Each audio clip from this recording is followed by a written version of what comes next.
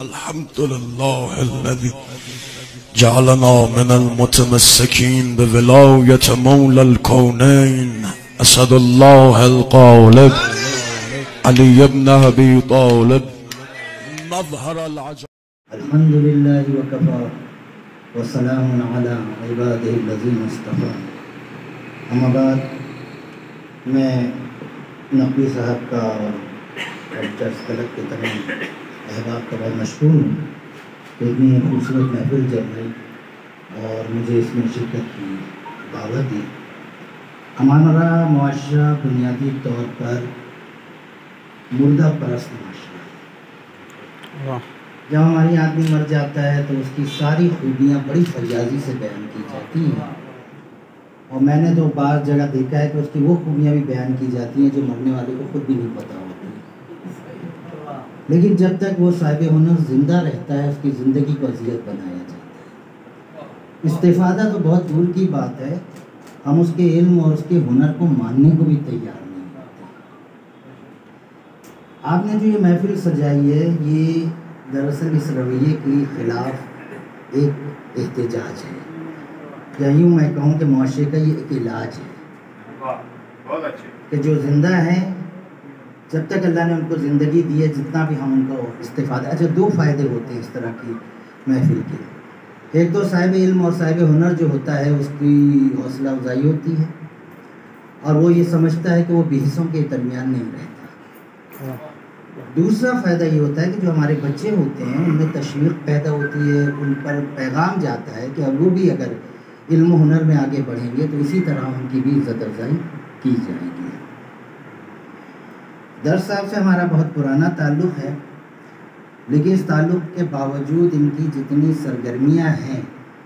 وہ ساری کی ساری بھی مجھے بھی نہیں پتہ. اتنی متنوع شخصیت ہیں یہ، اور اتنے محاذ پر انہوں نے کام کیا. میں انہیں زود نویس کہتا ہوں.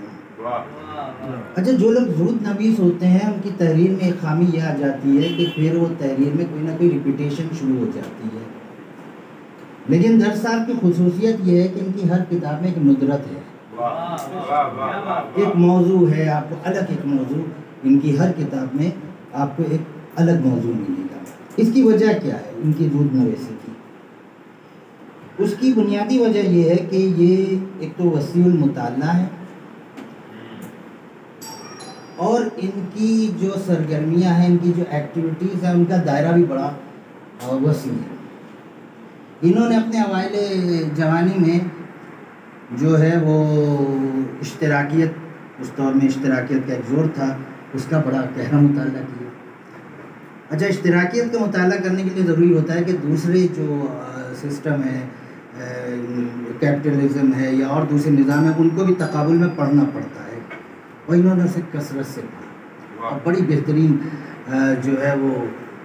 لائبریری جمع کی، جو بعد میں کسی کی نظر کر دی، جس کی نظر کی اس کے بعد وہ نظر نہیں آیا. پھر یہ کیا کہتے ہیں مذہب کی طرف گئے تو مذہب پہ انہوں نے بے انتہا مطالعہ کیا. شاعری کی بات ہو وہ اس کے مطالعے میں. اور ایک اور بات جو میں بتانا چاہتا ہوں کہ یہ ایک وقت میں سیاسی کارکن بھی رہے ہیں،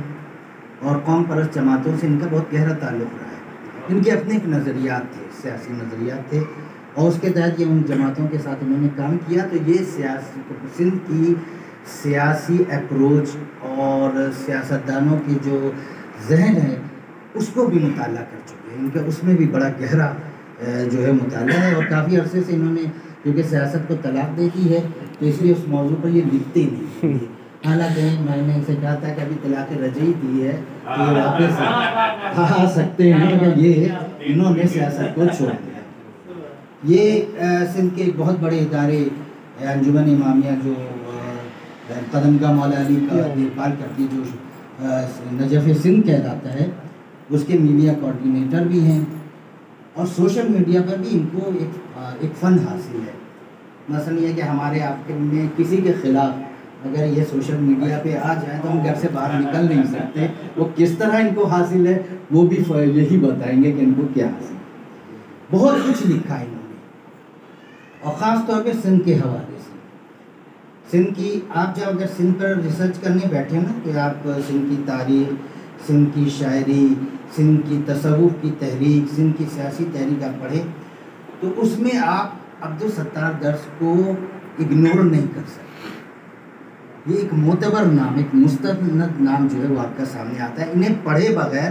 آپ کی ریسرچ جو ہے وہ مکمل نہیں ہو سکتی ہے. انہوں نے اچھا جو بھی لکھا ہے، خصوصیت یہ ہے کیونکہ اس دھرتی سے ان کی اتنی محبت ہے کہ جو کچھ بھی لکھا ہے زیادہ تر وہ مذہب پر لکھا، شاعری پر لکھا، جو کچھ بھی لکھا یا تصوف پہ لکھا وہ سندھ کے حوالے سے لکھا. اور آپ کو معلوم ہے کہ سندھ کے باسیوں کا یہ ایک اعزاز ہے کہ وہ تاریخ کی قدیم ترین انڈس سویلائزیشن کے موجد ہیں. تو انہوں نے جو کچھ بھی لکھا وہ سندھ کے حوالے سے لکھا. مثلا انہوں نے جب سندھ کی شاعری پر ریسرچ کرنی شروع کی تو سندھی شاعری کے 500 سال اور ثابت علی نجفی پر انہوں نے تحقیق کی. پھر یہ رائٹرز پر آئے تو معین ٹھٹوی کا جن کے بارے میں جو مواد ہے وہ بہت ہی کم ملتا ہے، اس میں بھی اس پر بھی انہوں نے ریسرچ کی. اور میں سمجھتا ہوں کہ اہل علم، میں سب کو تو نہیں کہتا لیکن میرے جیسے اہل علم کے سامنے معین ٹھٹوی کی خدمات ان کی کتاب کے سامنے بات ہے. ہم بھی اس طرح واقف نہیں تھے جس طرح کہ انہوں نے کیا. اچھا یہ جو ہے جیسے میں کہوں ایک جھونک ہوتی ہے کہ خون چوسنے کے لیے جب چمٹ جاتی ہے تو خون چوس کر ہی نکلتی ہے.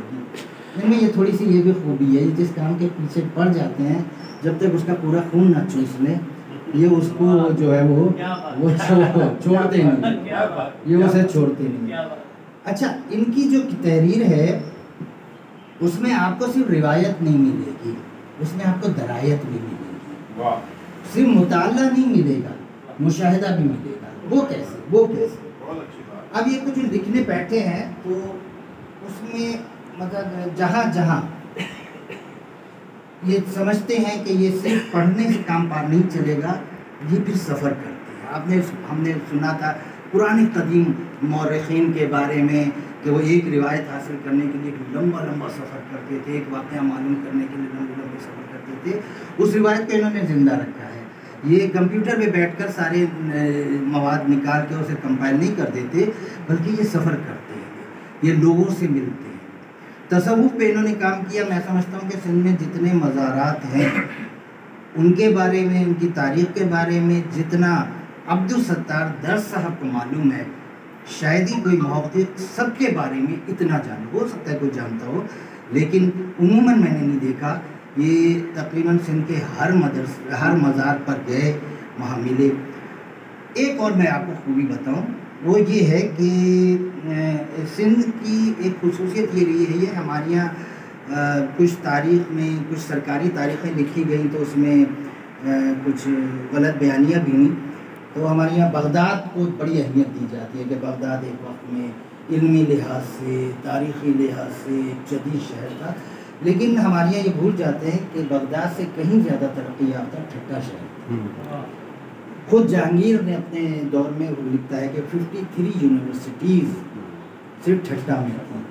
اور ٹھٹا اس کے ارد گرد میں 300 یونیورسٹی تھیں اور اس وقت کے مروجہ سارے علوم یہاں پڑھائے جاتے تھے اور دنیا بھر سے لوگ یہ آتے تھے. مگر سندھ کی ایک جو آپ کہیں المیہ یہ رہا یا بدنصیبی یہ رہی کہ یہ کئی مرتبہ اٹھا کیونکہ یہ خوشحال خطہ تھا اور جدید خطہ تھا، یہاں پہ دولت تھی، تو جتنے تالے آزما تھے ان کی آمد و رفت کا یہ مرکز رہا. کئی مرتبہ اجڑا اور جب آپ کو معلوم ہے کہ کوئی فاتح آتا ہے کہیں حملہ کرنے تو سب سے پہلے وہ کوشش کرتا ہے، لوٹ مار تو وہ کرتے ہی ہے اور قتل و غارت بھی غریب بھی کرتا ہے، لیکن اس کی پہلی کوشش یہ بھی ہوتی ہے کہ اس علاقے کی تاریخ کو مٹا کر جائے تاکہ اس کے ظلم کا ذکر آگے نہ. وہ سب سے پہلے وہاں کے لائبریریز جلاتا ہے، وہاں کے جو صاحب علم ہوتے ہیں، اسکالرس ہوتے ہیں، انہیں مارتا ہے یا ساتھ لے جاتا ہے، وہ وہاں چھوڑتا نہیں ہے.